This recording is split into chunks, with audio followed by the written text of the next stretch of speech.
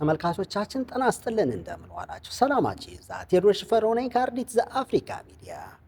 ለዛሬው የጥንክር ዜና የገልፍ ሀገሮችን ወቅታዊ ዜና ይመለከታል። የተባበሩት አረብ ኤሚሬትስ፣ ሳውዲ አረቢያ፣ ኳታርና ኦማን፣ አቡዳቢ፣ ዱባይ። የዩናይትድ አረብ ኤሚሬት መንግስት የሥራ ገበያን ለማጠናከርና የሰራተኞችን መብት ለመጠበቅ አዳዲስ የአስተዳደር እርምጃዎች መተግበሩን አስታወቀ።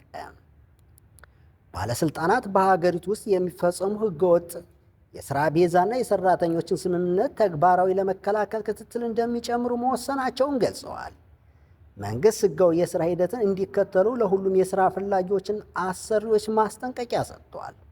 ሪያድ፣ ሳውዲ አረቢያ። የሳውዲ አረቢያ መንግስት በኢኮኖሚ፣ በቴክኖሎጂ፣ በመሰረተ ልማት ዘርፎች የሚተገበሩ ታላላቅ ፕሮጀክቶችን መቀጠሉን አሳወቀ። እነዚህ ፕሮጀክቶች ለሀገር ውስጥ ዜጎችና ለውጭ ዜጎች አዳዲስ የሥራ ዕድሎችን እንደሚፈጥሩ ተገልጿል። መንግስት የሥራ ገበያን በህጋዊና በዘመናዊ መንገድ ለማሳደግ ትኩረት እየሰጠ መሆኑን ገልጿል።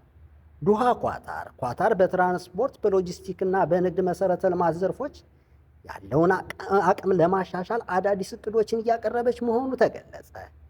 ይህ ልማት የንግድ እንቅስቃሴና የዓለም አቀፍ ጉዞን ለማበረታታት እንደሚያግዝ ባለሙያዎች ገልጸዋል። ሙስካት፣ ኦማን። የኦማን መንግስት በቱሪዝም፣ በንግድና በኢንዱስትሪ ዘርፎች የሚካሄዱ የልማት ፕሮጀክቶችን መቀጠሉን አስታወቀ። መንግስት የውጭ ኢንቨስትመንትን ለመሳብ ህጋዊና የተመቻቹ ፖሊሲዎችን እየተገበረ መሆኑን ገልጿል። የዕለቱ ዜና የነበሩ አድማጭ ተመልካቾቻችን በድጋሚ ክንፉ አይንካቸው። ቸር እደሩ። ሚዲያችን ከወደዳችሁ